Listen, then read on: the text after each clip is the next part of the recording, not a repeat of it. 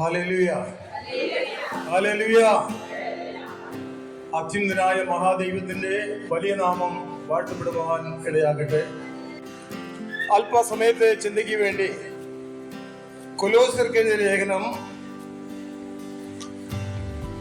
1-ാം അധ്യായം 15-ാമത്തെ വാക്യം വായിക്കുവാനായി താല്പര്യപ്പെടും.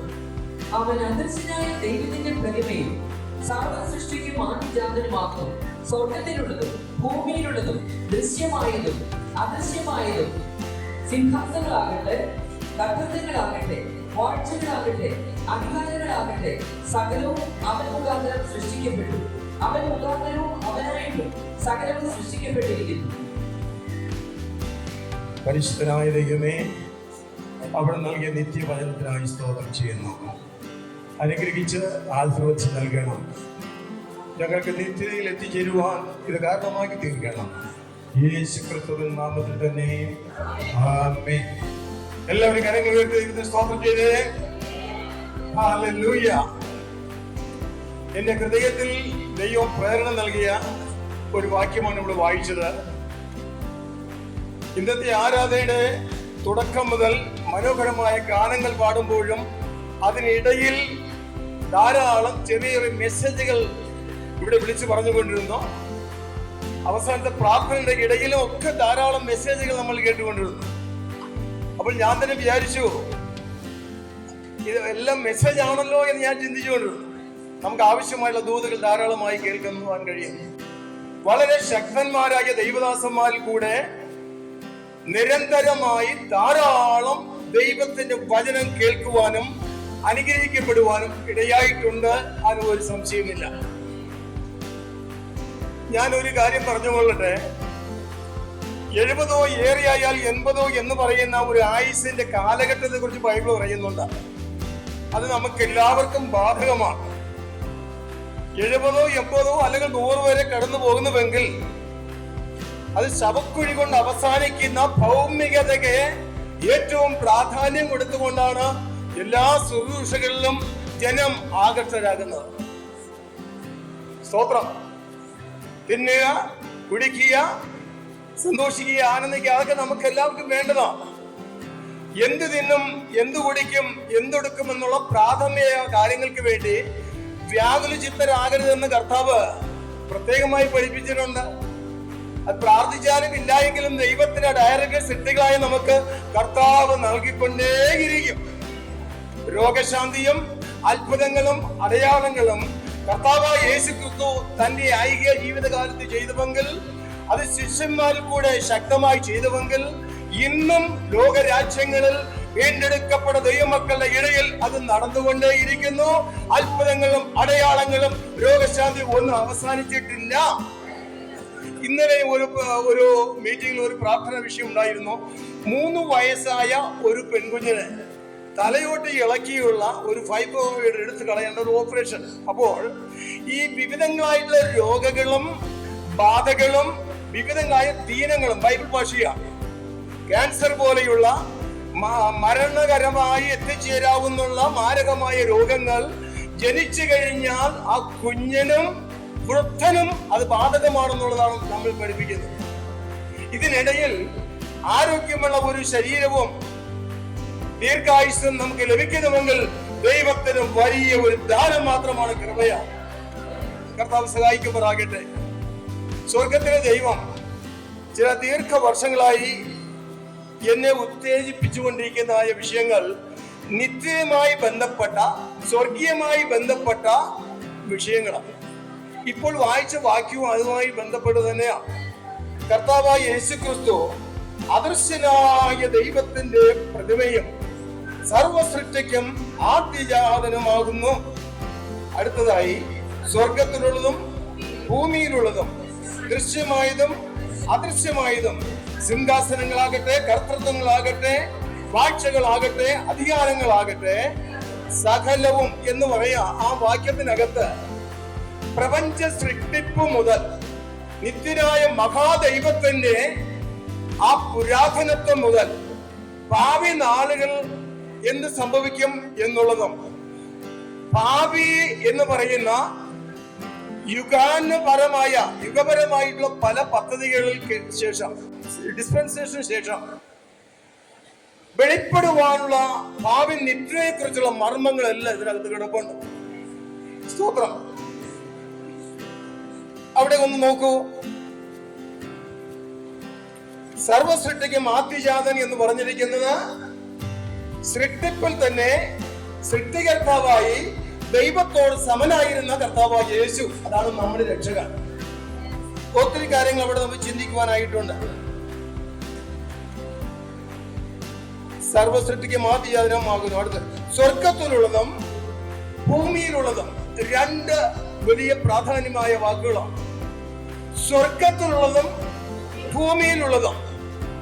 നിത്യനായ ഏലോഹീം എന്ന മഹാദൈവം സൃഷ്ടിച്ച സൃഷ്ടിപ്പിന്റെ ക്രമമനുസരിച്ച് ആദിയിൽ ദൈവം സ്വർഗവും സ്വർഗാദി സ്വർഗങ്ങളെയും ഭൂതസഞ്ചയങ്ങളെയും സൃഷ്ടിച്ചു. അതാണ് അതിന്റെ ക്രമം. നമുക്ക് ആ ബൈബിളിൽ ഉൽപ്പത്തി പുസ്തകം 1-ാം അധ്യായം 1-ാം വാക്യത്തിൽ അവിടെ രേഖപ്പെടുത്തിയിരിക്കുന്നത് ആദിയിൽ ദൈവം ആകാശവും ഭൂമിയും സൃഷ്ടിച്ചുവെന്നാണ്.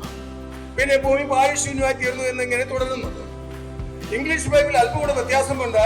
In the beginning God created heavens and earth എന്നാണ്. അപ്പോൾ സ്വർഗങ്ങൾ എന്ന പദമാണ് അവിടെ വന്നിരിക്കുന്നത്. ബൈബിളിന്റെ മൂലഭാഷ എന്ന് പറയുന്നത് എബ്രായ ബൈബിളാണ്, എബ്രായ ഭാഷയാണ്. അത് യഹൂദന്മാരുടെ മതഭാഷയാണ്. എന്നാൽ അവിടെ രേഖപ്പെടുത്തിയിരിക്കുന്നത്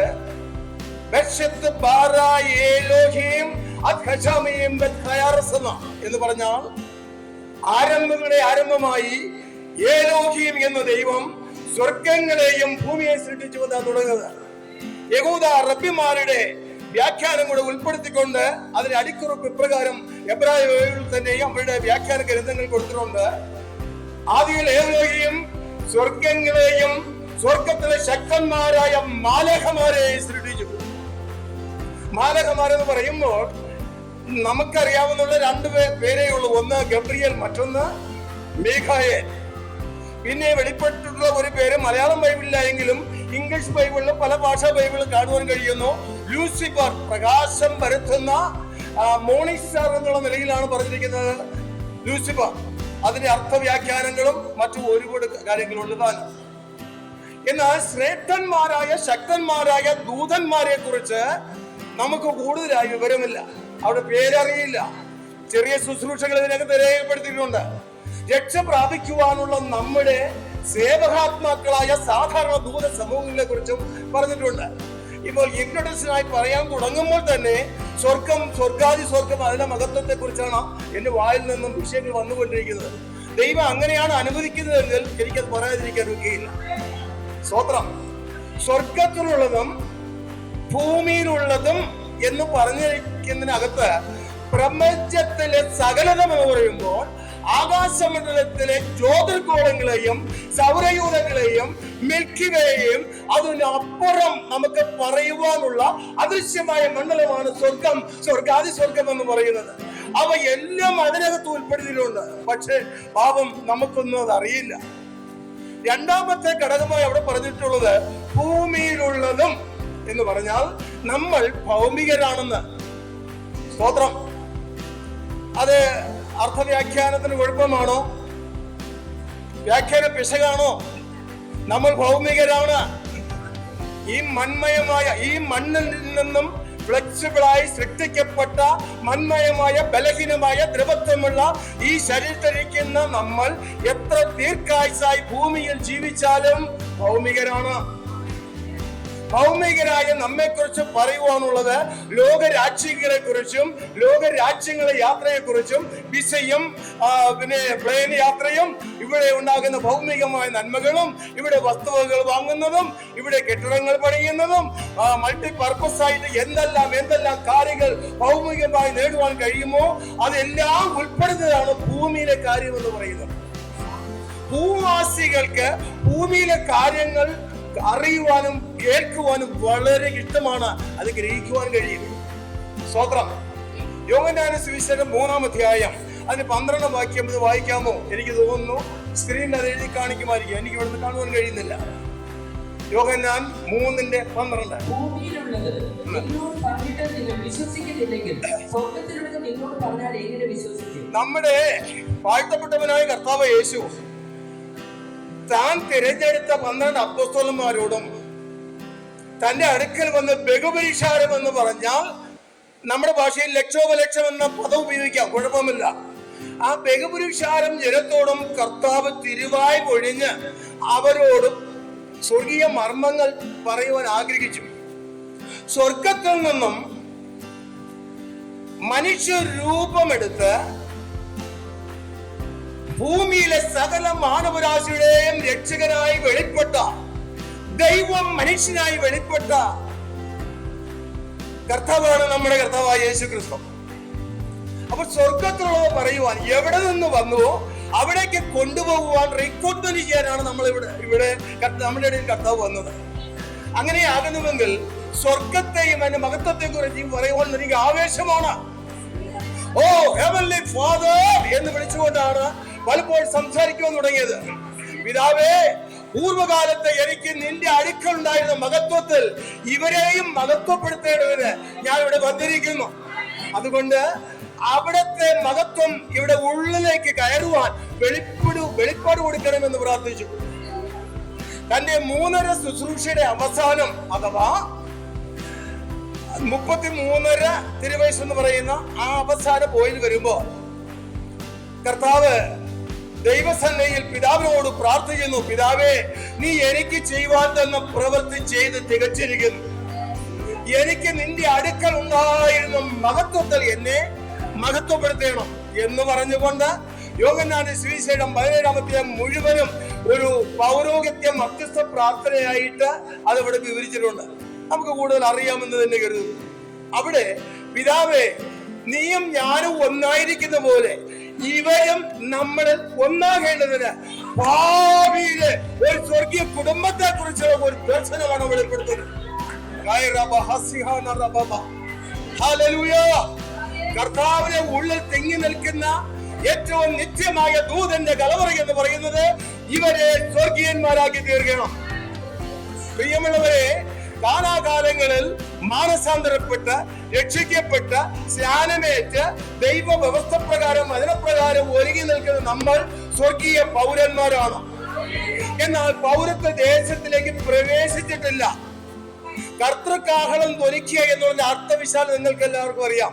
കർത്താവ് താൻ ഗംഭീരനാദത്തോടും അവിടെ നടക്കുന്ന പ്രോസസ്സിങ്ങിനെ കുറിച്ച് നമുക്ക് കാണാനറിയാം.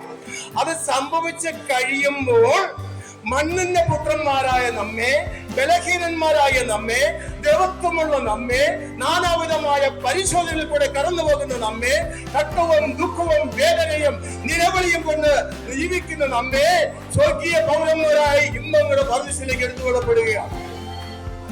അതിനുശേഷമാണ് കർത്താവിന്റെ ആ ദൗത്യം അവിടെ ആരംഭിക്കുന്നത്. സ്തോത്രം.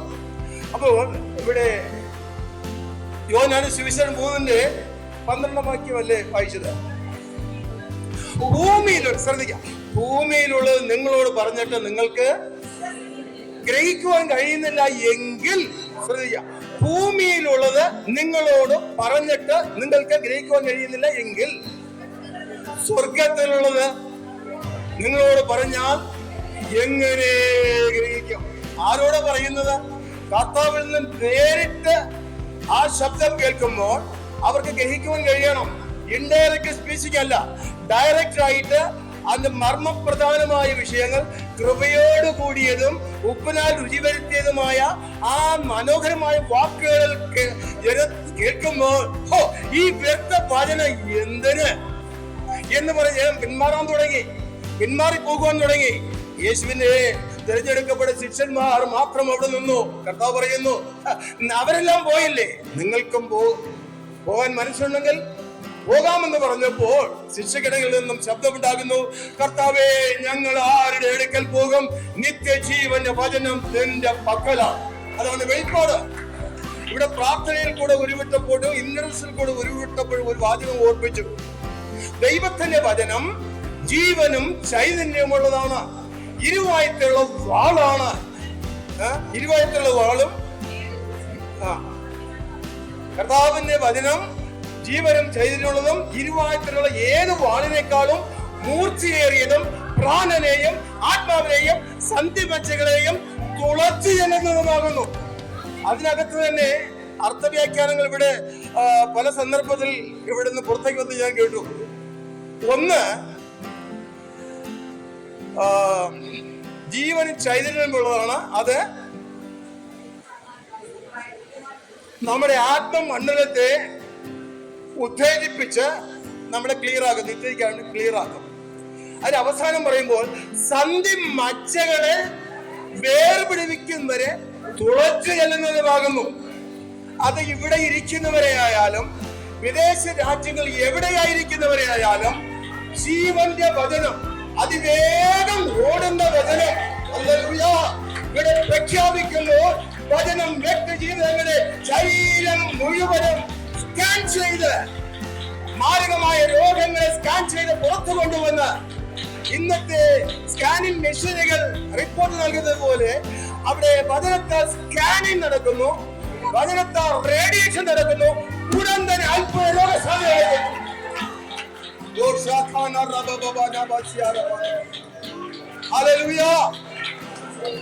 നിത്യജീവന്റെ മൊഴികൾ നിന്റെ പക്കലാകുന്നു. അപ്പോൾ ഞാന് സ്വർഗത്തിലുള്ളത് പറയാനുണ്ട്, നിത്യവുമായി ബന്ധപ്പെട്ട കാര്യം. ഭൂമിയിലുള്ളത് പറയാനുണ്ട്, അത് എല്ലാവർക്കും എപ്പോഴും ഇഷ്ടപ്പെട്ട കാര്യം. ദൃശ്യമായതും അദൃശ്യമായതും എന്ന് അടുത്ത വായിച്ച വാക്യം, ആദ്യം വായിച്ച വാക്യത്തിന്റെ മറ്റു രണ്ട് പര്യായങ്ങൾ മാത്രമാണ്. പിന്നെ ഭൂമിയിലുള്ളതും ദൃശ്യമായതും അദൃശ്യമായതും സിംഹാസനങ്ങളാകട്ടെ കർത്തൃത്വങ്ങളാകട്ടെ. സിംഹാസനങ്ങൾ, കർത്തൃത്വങ്ങൾ രണ്ട് ഘട്ടം, രണ്ട് സ്റ്റെപ്പ്. ഒന്ന്, സ്വർഗത്തിലെ നിത്യനായ ഏലോഹിയും ദൈവം ഇരിക്കുന്ന സിംഹാസനം. ദൈവം തന്നെ സിംഹാസനത്തിൽ ഇരിക്കുന്നു, അവന്റെ രാജത്വം സകലത്തെയും ഭരിക്കുന്നു എന്ന് പറഞ്ഞാൽ സ്വർഗത്തിൽ തുടങ്ങുന്ന രാജത്വം, ദൈവികമായ രാജത്വം തന്റെ സൃഷ്ടിയായ ഭൂമിയിലും ഈ പ്രപഞ്ച സകല ജ്യോതിർഗോളങ്ങളെയും ഭരിക്കുന്നു. എത്ര മഹത്വം അറിയാം. അപ്പോൾ തന്നെ മറുഭാഗം, ഈ ഭൂമിയിൽ ദൈവം അധികാരപ്പെടുത്തിയാക്കിയ രാജാക്കന്മാരും ഇവിടുത്തെ ഭരണാധികാരികളുമുണ്ട്, അവരെയും ഭരിക്കുന്നു. അവർ ഭൂമിയെ ഭരിക്കുന്നു. എല്ലാം അതിനകത്ത് വരുന്നുണ്ട്. ഒരു വാക്യത്തിനകത്ത് എത്ര മണിക്കൂറുകൾ, എത്ര ദിവസങ്ങൾ സംസാരിച്ചാൽ തീരാത്ത മർമ്മങ്ങൾ കിടപ്പുണ്ട്. അതാണ് ദൈവത്തിന്റെ മാറ്റമില്ലാത്ത വചനം. കരങ്ങൾ ഉയർത്തി ശക്തമായി സ്തോത്രം ചെയ്തേ. സിംഹാസനങ്ങളാകട്ടെ കർത്തൃത്വങ്ങളാകട്ടെ വാഴ്ചകൾ, പ്രധാനമന്ത്രിയും മുഖ്യമന്ത്രിമാരും വകുപ്പ് മന്ത്രിമാരും കേന്ദ്രമന്ത്രിമാരും MLA-മാരെയും മുഴുവൻ ഉൾപ്പെടുത്തിയതായ ഒരു വാക്യമാണ്. അവർക്ക് വേണ്ടി നമ്മൾ മധ്യസ്ഥ ചെയ്യുന്നു എന്നുള്ളത് വേറൊരു ഘടകമാണ്, അത് ആവശ്യമാണ്. പക്ഷെ എല്ലാ കാര്യങ്ങളും അത് ഉൾപ്പെടുന്നു. അപ്പോ അങ്ങനെ തുടരുമ്പോൾ ഞാന് അല്പസമയം പറയാൻ ഉദ്ദേശിച്ചത്, സ്വർഗത്തിലുള്ളതും സ്വർഗീയമായ മഹത്വത്തെ കുറിച്ചും അല്പം പറയുവാനായി എന്റെ ഹൃദയത്തിൽ ഒരു പ്രകാശം ലഭിച്ചു. എത്ര ദൈവിക പ്രകാശനം വെളിപ്പെടുന്നു പറഞ്ഞാലും നമ്മുടെ മുമ്പിൽ കൃത്യമായ ടൈമുണ്ട്. ആ ടൈമില് ആശീർവാദം മുഴങ്ങിയില്ല എങ്കിൽ ശരിയാവുന്നില്ല. അതും എനിക്കറിയാവുന്ന കാര്യമാണ്. ഓക്കെ. അപ്പോൾ ആദിയിൽ ദൈവം സ്വർഗങ്ങളെ ഭൂമിയെ സൃഷ്ടിച്ചു എന്ന് പറഞ്ഞു തുടങ്ങുമ്പോ സ്വർഗങ്ങൾ 700 പ്രാവശ്യം ബൈബിൾ സ്വർഗത്തെ കുറിച്ച് പറഞ്ഞിട്ടുണ്ട്. മലയാളം ബൈബിളല്ല, ഇംഗ്ലീഷ് ബൈബിൾ, ഹിന്ദി ബൈബിൾ, മറ്റു ഭാഷ ബൈബിൾ, മൂലഭാഷ ബൈബിൾ ഒക്കെ വെച്ച് നോക്കിയാൽ 700 പ്രാവശ്യം സ്വർഗങ്ങൾ എന്നുള്ള പദം പറഞ്ഞിട്ടുണ്ട്. അങ്ങനെയാകുന്നതിൽ സ്വർഗം യാഥാർത്ഥ്യമാണോ? ഈ അടുത്ത സമയത്തെ 40 വർഷത്തിലധികം വിശ്വാസ പാരമ്പര്യമുള്ള ഒരു അച്ചായനുമായിട്ട് സംസാരിച്ചപ്പോൾ, അച്ചായ ഇങ്ങനെ സംസാരിക്കരുത്, നമുക്ക് സ്വർഗത്തിൽ പോകട്ടെ, സംസാരത്തിൽ ഉള്ള ചില പ്രശ്നമാണ്. അദ്ദേഹം പറഞ്ഞു കേൾക്കണോ, ഓ സ്വർഗം ഇവിടെ വന്ന് ജീവിച്ച് അവസാനിക്കട്ടെന്ന അത്ര വിശ്വാസമുള്ളൂ പാരമ്പര്യ വിശ്വാസിക്കെങ്കിൽ ഞാനൊരു കാര്യം പറയട്ടെ. സ്തോത്രം. സ്വർഗം യാഥാർത്ഥ്യമാണ്. സ്വർഗത്തിൽ പോകുന്നത് സ്വർഗീയ പൗരത്വമുള്ളവരാണ്. സ്വർഗം എന്ന് പറയുന്നത് നിത്യജീവനാണ്. നിത്യജീവനിലേക്ക് പോകുന്നവർക്ക് നിത്യജീവ വൃക്ഷ ഫലം കിട്ടുകയുള്ളൂ. നിത്യജീവനിൽ എത്തിക്കഴിഞ്ഞാലേ നിത്യജീവന്റെ ഉറവയിൽ നിന്ന് കുടിക്കാനൊക്കെയുള്ളൂ. മരണമില്ലാത്ത യുഗത്തിലേക്ക് പോകുവാനൊക്കെയുള്ളൂ. സ്വർഗത്തിൽ നിന്ന് ഇറങ്ങി വന്ന ഏകജാതനായ പുത്രനായ മസീഹ് ഇതെല്ലാം വെളിപ്പെടുത്തി സ്വർഗം യാഥാർത്ഥ്യമാണ്. സ്വർഗം എന്നും സ്വർഗത്തിലെ സൃഷ്ടികർത്താവായ ഉടയവനായ പിതാവേ എന്നും പറഞ്ഞത് യേശുവാണ്. സ്തോത്രം. യെഹെസ്കേൽ പ്രവചനം 1-ാം അധ്യായം മുഴുവനും ഒരു വാക്യവും വായിപ്പിക്കാൻ സമയമില്ല. അവിടെ പ്രവാസത്തിലായിരുന്ന ഇസ്രായേൽ ജനം കൂട്ടത്തിൽ ഏകദേശം 30 വയസ്സ് പ്രായമുള്ള യെഹെസ്കേൽ പ്രവാചകനുമുണ്ട്. യെഹെസ്കേൽ പുരോഹിതനാണ്, പ്രവാചകനാണ്. മഹാഘട്ടത്തിൽ മരണഭീതിയിലായിരിക്കുമ്പോൾ പല നാളുകൾ കടന്നുപോയപ്പോൾ അവിടെ എഴുതി രേഖപ്പെടുത്തിയിരിക്കുന്നു, അനന്തരം സ്വർഗം തുറന്നു. സ്തോത്രം. ഞാൻ ദിവ്യ ദർശനങ്ങളെ കണ്ടു. പ്രിയമുള്ളവരെ, 21 ദിവസമോ 40 ദിവസമോ നിങ്ങൾ നിരന്തരമായി ഉപവസിച്ചാലും വിഷയങ്ങൾക്ക് മറുപടി ലഭിച്ചാലും സ്വർഗത്തെ കുറിച്ചുള്ള ആഴമേറിയ വെളിപ്പാട് കിട്ടിയില്ല എങ്കിൽ ഒരു ദൈവം എന്ന് പറയാൻ കഴിയില്ല. സ്തോത്രം. സ്വർഗം തുറന്നു, ഞാൻ ദിവ്യ ദർശനങ്ങൾ കണ്ടു. അടുത്തവിടെ രേഖപ്പെടുത്തിയിരിക്കുന്നത് സ്തോത്രം വളരെ അവർണ്ണനീയമായ ഒത്തിരി കാര്യങ്ങളാണ്. അവിടെ പിതാവായ ദൈവ സിംഹാസനം ഇരിക്കുന്നു. സിംഹാസനം ചുറ്റും നീലിമയാർന്ന വർണ്ണപ്രഭയോടുകൂടിയ ഒരു പ്രകാശവലയം. അത് മരതകത്തോട് സദൃശ്യമായ പച്ചകല്ലെന്നാണ് മറ്റു പല ഭാഗങ്ങളിൽ കാണുന്നത്. മരതകമെന്ന രക്തക്കല്ലെന്നും പുറപ്പെടുവിക്കുന്ന ഒരു മനോഹരമായ ദിക്കിനെ വർണ്ണിക്കുന്ന ഒരു പ്രകാശവലയം അത് ചുറ്റും നിൽക്കുന്നു. അതിനിടെ 1-ാം അധ്യായത്തിൽ പറയുന്നു, ആ പ്രകാശവലയത്തിന്റെ ഔട്ടായിട്ട് മഴവെല്ലിന്റെ വർണ്ണപ്രഭയോടുകൂടിയ ഒരു പ്രകാശവലയം ചുറ്റും വിരിഞ്ഞു നിൽക്കുന്നു. വേണമെങ്കിൽ യെഹെസ്കേൽ 1-ാം അധ്യായത്തിന്റെ 25-26 വാക്യങ്ങൾ എന്ന് വായിച്ചു കേൾപ്പിക്കും. തലയ്ക്ക് മീതെയുള്ള വിധാനത്തിന്മേൽ നിന്ന് എത്ര വാക്യം വായിച്ചത്? യെഹെസ്കേൽ 1-ന്റെ 26 നോക്കിയേ.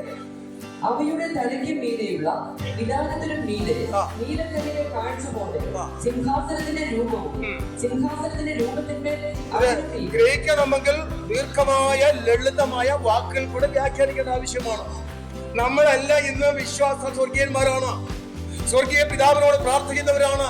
സ്വർഗീയ പിതാവിനെ കാണുവാൻ ഇഷ്ടപ്പെടുന്നവരാണ്. അതിന്റെ മഹത്വം എന്താണെന്ന് അറിയുവാൻ ആഗ്രഹിക്കുന്നവരാണ്. പക്ഷെ ഒന്നും അറിയാത്തവരായിരിക്കുമ്പോൾ ഇവിടെ യെഹെസ്കേൽ ആകുന്ന പഴയ നിയമ ഭക്തനായ പ്രവാചകനായ പുരോഹിതനായ യെഹെസ്കേലിന് അവന്റെ യൗവനത്തെ വെളിപ്പാടാണ് പറയുന്നത്. ആ സിംഹാസനത്തിന്റെ ചുറ്റും പ്രകാശവലയവും വായിച്ചേ. സിംഹാസനത്തിന്റെ രൂപത്തിന്മേൽ അതിനു മീതെ മനുഷ്യ സാദൃശ്യത്തിൽ ഒരു രൂപവും ഉണ്ടായിരുന്നു. ഒരു കാര്യം അവിടെ വിശദീകരിക്കേണ്ട ആവശ്യമുണ്ട്. ഈ പ്രകാശവലയം മഴവില്ലിന്റെ വർണ്ണപ്രഭയോടുള്ള പ്രകാശവലയത്തിന് നടുവിൽ ഒരുവൻ ഇരിക്കുന്നതായി കാണുന്നു. ഇരിക്കുന്നവൻ കാഴ്ചയ്ക്ക് സൂര്യകാന്തത്തോട് പത്മരാഗത്തോട് സദൃശ്യം എന്നാണ് മറ്റൊരു ഭാഗത്ത്. വെണ്മയും ചുവപ്പുമുള്ള പ്രകാശത്തോടു കൂടിയ ഒരുവൻ സിംഹാസനിരിക്കുന്നു. ആ രൂപം മനുഷ്യരൂപമാണ്. മനസ്സിലാക്കുക. ദൈവം തന്നെ സാദൃശ്യത്തിലും സ്വരൂപത്തിലും മനുഷ്യനെ സൃഷ്ടിച്ചപ്പോൾ മനുഷ്യന്റെ രൂപം എന്താണ്? പിതാവിന്റെ രൂപം. പിതാവിന്റെ പുത്രന്മാരാണ് നമ്മളൊക്കെ എങ്കിലും നമ്മുടെ രൂപം പിതാവിന്റെ രൂപം ആർക്കും കാണുവാൻ കഴിയുന്നില്ല എന്നല്ലേ നമ്മൾ വായിച്ചു പഠിച്ചിട്ടുള്ളത്. ദൈവത്തിന് രൂപമില്ല എന്നും ദൈവത്തിനെ ഒരു രൂപത്തോടും സാദൃശ്യപ്പെടുത്താൻ കഴിയില്ല എന്നുമല്ലേ. ദൈവത്തെ ആരും കണ്ടിട്ടില്ല എന്ന് പറയുന്നു. ദൈവം തേജോമയനായി എന്ന് പറയുന്നു. അതെ, അവന്റെ അടുത്തുകൂടാത്ത പ്രകാശത്തിൽ വസിക്കുന്ന ആ മഹാദൈവം തേജസ്സിനെ വന്ന് ചുരുക്കി ഒതുക്കിയിട്ട് വെളിപ്പെടുത്തുന്നു. അവന്റെ പ്രകാശത്തിന്റെ ആ ഭയങ്കരത്വം അല്പം മാറ്റിയിട്ട് വെളിപ്പെടുത്തുന്നു. മനുഷ്യരൂപം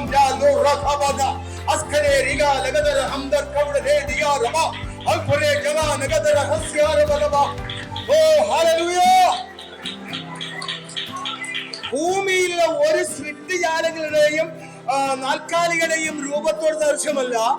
നമ്മുടെ പിതാവിന് നമ്മുടെ സാദൃശ്യം എന്ന് പറഞ്ഞാൽ പിതാവിന് സാദൃശ്യമാണ് നമ്മുടെ സാദൃശ്യം.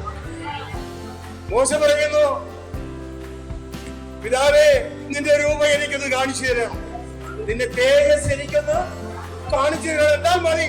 കർത്താവ് എന്താ പറഞ്ഞത്? മോശേ, ഞാൻ നിന്നെ അടുത്തറിഞ്ഞു, നീ എന്നെ അടുത്തറിഞ്ഞു. ഒരു സ്നേഹിതനോട് എന്തതുപോലെ മുഖമായി സംസാരിച്ച അനുഭവങ്ങളാണ് ഈ രേഖപ്പെടുത്തിയിരിക്കുന്നത്. പക്ഷെ രൂപം കണ്ടിട്ടില്ല. അവസാന നാളായപ്പോൾ മോശ തന്റെ ആവേശകരമായ ഒരു മറുപടി ദൈവത്തോട്, കർത്താവേ, ഇത്രയും കാലം നിന്നെ അടുത്തറിഞ്ഞു, പക്ഷേ നിന്റെ മുഖം എനിക്ക് കാണണം.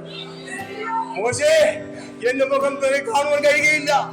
എന്റെ മുഖം കണ്ടാൽ, എന്റെ തേജസ് കണ്ടാൽ നീ ജീവനോടെ ഇരിക്കുകയില്ല. അതാണ് സത്യം. അതുകൊണ്ടാണ് ദൈവം ഭയങ്കരമായ പ്രകാശവലയത്തിന് നടുവിൽ തേജസ്സോടുകൂടി ആയിരിക്കുന്നവരെ നമുക്ക് കാണാൻ കഴിയുകയില്ല. ഒരു പ്രവാചകനും കഴിയുകയില്ല, ഒരു അപ്പോസ്തലനും കഴിയുകയില്ല, മനുഷ്യനായിട്ട് ആർക്കും കഴിയുകയില്ല. ദൈവപ്രകാശത്തെ അല്പം മാറ്റി. എങ്ങനെ മാറ്റി?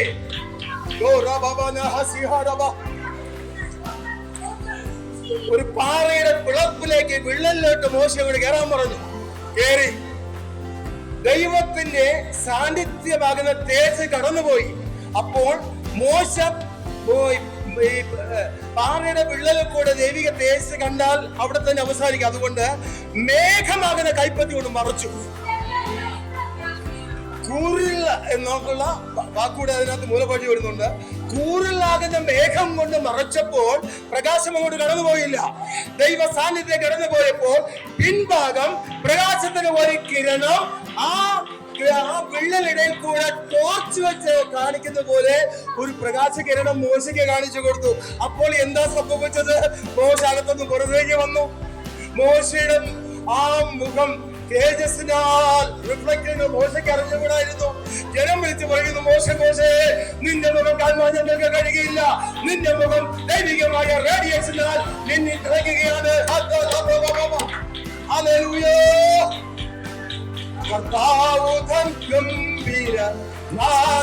അപ്പോൾ അങ്ങനെയുള്ള ഒരു പ്രോസസ്സിംഗ് കർത്തൃക്കാകളെ മുഴങ്ങുമ്പോൾ തേജസ്സിന്റെ പുത്രന്മാരായി നെത്രി പ്രാപിച്ച കോടാനുകോടി വിശുദ്ധന്മാരും ജീവനോട് ശേഷിച്ചിരിക്കുന്നവരും നാമും അവന്റെ സന്നിധിയിലേക്ക് എത്തുമ്പോൾ അവൻ ഇരിക്കുന്നത് പോലെ തന്നെ നാം അവനെ കാണും. അവനോട് നമ്മൾ സദൃശ്യന്മാരാകും. കാണേണ്ട പോലെ തന്നെ കാണും. ഓ ഹല്ലേലൂയ. ഞാൻ അവസാന ഭാഗത്തേക്ക് വരട്ടെ. വെളിപ്പാട് പുസ്തകം തുടക്കം ഉൽപ്പത്തി ഒരു വാക്യം വായിച്ചു. ഒടുക്കം വെളിപ്പാട് പുസ്തകം 22-ാം അധ്യായത്തിന്റെ അതിന്റെ 3-ാമത്തെ വാക്യം ഒന്ന് വായിച്ചേ. യാതൊരു ശാപവും ഇനി ഉണ്ടാകുകയില്ല. ദൈവത്തിന്റെയും കുഞ്ഞാടിന്റെയും സിംഹാസനം അതിലിരിക്കും. ദൈവത്തിന്റെയും കുഞ്ഞാടിന്റെയും സിംഹാസനം അതിലിരിക്കും. പിതാവും പുത്രനും നിത്യതയിലായിരിക്കുന്ന ബന്ധമാണ്. അവിടെ പുതിയ യെരൂശലേം എന്ന് പറയുന്ന ഒരു മർമ്മപ്രധാനമായ വലിയ വിഷയം വരുന്നുണ്ട്. നിത്യയിലേക്ക് പ്രവേശനത്തിന്റെ തുടക്കം മാത്രമേ ഇവിടെ പറഞ്ഞിട്ടുള്ളൂ. പിതാവും തന്റെ പുത്രനായ കുഞ്ഞാടും ആ തേജോമയമായ സിംഹാസനം ഇരിക്കുന്നു. പരിശുദ്ധാത്മാവിനെ സാദൃശ്യപ്പെടുത്തിക്കൊണ്ട് ജീവജല നദി സിംഹാസനം പുറത്തേക്ക് വരുന്നു. ആ ജീവജല നദി ഒഴുകുന്ന ഇടത്തെല്ലാം സ്തോത്രം ആ ജീവജല നദി ഇരുകരയിലും അതാത് മാസം കൃത്യമായും ഫലം നൽകുന്ന 12 വിധമായ ഫലം നൽകുന്ന വൃക്ഷങ്ങൾ അവിടെയുണ്ട്. ജീവവൃക്ഷമുണ്ട്. ഇതുവരെ നമ്മൾ കണ്ടിട്ടില്ലാത്തത് ഭുജിച്ചിട്ടില്ലാത്തതുമായ നിത്യമായ അവകാശം നിത്യയിലേക്ക് പ്രവേശിച്ചതായി നാം പ്രാപിക്കും. മരണമില്ലാത്ത ആയിരമല്ല കോടാനുകോടി യുഗങ്ങൾ. കോടാനുകോടി എന്ന് പറയുന്ന വാക്കിനപ്പുറം അവസാനിക്കാത്ത യുഗത്തിലേക്ക് നമ്മൾ രാജാക്കന്മാരും പുരോഹിതന്മാരുമായി തുടരും. സർവ പ്രപഞ്ച സൃഷ്ടികർത്താവായ മഹാദൈവത്തിന്റെ ഓമനപുത്രന്മാരുമായിരിക്കുന്ന നമ്മെ ദൈവം തന്റെ മക്കളായ നമ്മെ രാജാക്കന്മാരും പുരോഹിതന്മാരുമാക്കി തീർക്കുകയാണ്. ഹല്ലേലൂയ. എത്ര വലിയൊരു നിത്യമായ ബന്ധമാണ് കർത്താവ് നമുക്ക് ഇതിനകത്ത് വെളിപ്പെടുത്തിയിട്ടുള്ളത്. നിത്യതയെക്കുറിച്ചും സ്വർഗത്തെക്കുറിച്ചും സ്വർഗീയ ദൂതന്മാരെ കുറിച്ചും സ്വർഗീയമായ മഹത്വത്തെക്കുറിച്ചും പറയണമെങ്കിൽ അതിൻ്റെതായ ഗ്രഹിക്കുവാനുള്ള ഒരു വെളിപ്പാട് നമുക്ക് വേണം. സ്തോത്രം. പൗലോസിന്റെ ആ അനുഭവ സാക്ഷ്യം കൂടെ ഞാൻ ഒരു വാക്യം ഓർപ്പിക്കട്ടെ. ഇതൊക്കെയും എങ്ങനെയാണ്? പൂർവ്വപിതാക്കന്മാർ അബ്രഹാം, ഇസാക്ക്, യാക്കോബ് തുടങ്ങിയവർ ഭാവിയിൽ വെളിപ്പെടുവാനുള്ള അവകാശമായ പുതിയ യെരൂശലേം എന്ന് പറയുന്ന അതിമനോഹരമായ രത്നങ്ങളാൽ അലങ്കൃതമായ ഗോപുരങ്ങളുള്ള സ്വർണ്ണ നിർമ്മിതമായ അതിബൃഹത്തായ ഒരു കെട്ടിടം, ഒരു നഗരം, അതാണ് പുതിയ യെരൂശലേം. അത് നിത്യനായ ദൈവം തന്റെ പുത്രനായ ക്രിസ്തുവിനും തന്റെ മണവാട്ടിക്കും വേണ്ടി പറഞ്ഞു കൊടുത്തതാണ്. ഇറങ്ങി വന്നപ്പോൾ അവരുടെ ദർശനം പൂർവ്വ കാലഘട്ടത്തിൽ പൂർവ്വ പിതാക്കന്മാർക്കുള്ള ദർശനത്തെ പറഞ്ഞിരിക്കുന്നു. സ്തോത്രം സ്തോത്രം. ദൈവം ശില്പിയായി നിർമ്മിച്ചതും അടിസ്ഥാനങ്ങളുമായ ആ സ്വർണ്ണ നിർമ്മിതമായ ആ ഭവനത്തെ അവർ കണ്ടു. ഇവിടെ അന്യരും പരദേശികളെന്ന് പറഞ്ഞു. പ്രിയമുള്ളവരെ, ഈ മനോഹരമായി വളരെ പണം കൊടുത്ത് ചെലവഴിച്ചതായ ഈ ആരാധനകളും അതിനപ്പുറമായി പണം മുടക്കിയ നമ്മുടെ വില്ലകളും അതിനപ്പുറമേ എന്തെല്ലാം ഉണ്ടോ, ഭൂമിയെ ഇതുവരെ പണിതിട്ടുള്ള ഏറ്റവും വലിയ ടാർലസ് ബിൽഡിംഗിൽ ഒന്നാണ് ബർജ് ഖലീഫ. 168 നിലയുണ്ട്. സ്തോത്രം. അതൊന്നുമല്ല, 1 കിലോമീറ്റർ പോലും ഉയരമല്ല. 1500 മൈൽ ഉയരമുള്ള അതിമനോഹരമായ അത്രയും നീളവും വീതിയുമുള്ള ഒരു കെട്ടിടമാണ് പിതാവായ ദൈവം പുത്രനായ ക്രിസ്തുവിനും തന്നെ എക്ലീശയ്ക്ക് വേണ്ടി പണിതുകൊണ്ടത്.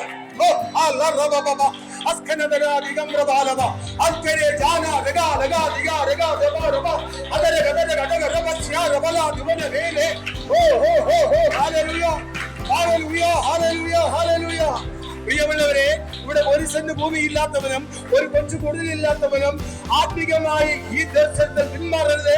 ഭൂമിയിലെ കണ്ടുകൊണ്ട് കാണത്തക്കവണ്ണമുള്ള ഭൗമികമായ വളർച്ചയല്ല വലുത്, അത് വേണം. പക്ഷേ അതിനപ്പുറം നിത്യതയാണ് നമ്മുടെ വലിയ ഫലം. ഓ ഹല്ലേലൂയ. 1000 ആണ്ട് വാഴ്ച എന്ന് പറയുന്നത് ഒരു സങ്കല്പമല്ല. ഒരിക്കൽ D.L. മോഡി തന്റെ ശുശ്രൂഷ സമയം ഒരു പട്ടണത്തിൽ കൂടെ കുതിരപ്പുറത്ത് യാത്ര ചെയ്യുമ്പോൾ മദ്യപന്മാരായി ബഹളമുണ്ടാക്കിയ 2 യുവാക്കന്മാർ തടഞ്ഞു നിർത്തി ചോദിച്ചു, ഞങ്ങൾക്കൊരു വഴി പറഞ്ഞു തരാമോ? അദ്ദേഹം പറഞ്ഞു, കുഞ്ഞുങ്ങളെ എന്താ വഴി? ഏത് വഴിയാ? നരകത്തിലേക്കുള്ള വഴി. അയ്യോ കുഞ്ഞുങ്ങളെ, ഒട്ടും തെറ്റില്ല, നിങ്ങൾ ഈ പോകുന്നത് തന്നെയാണ് നരകത്തിലേക്കുള്ള വഴി.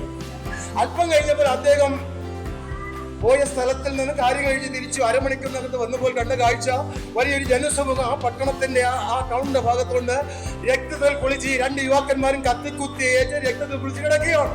ഹേ മരണമേ, നീ ഇത്ര അടുക്കലായിരുന്നുവോ?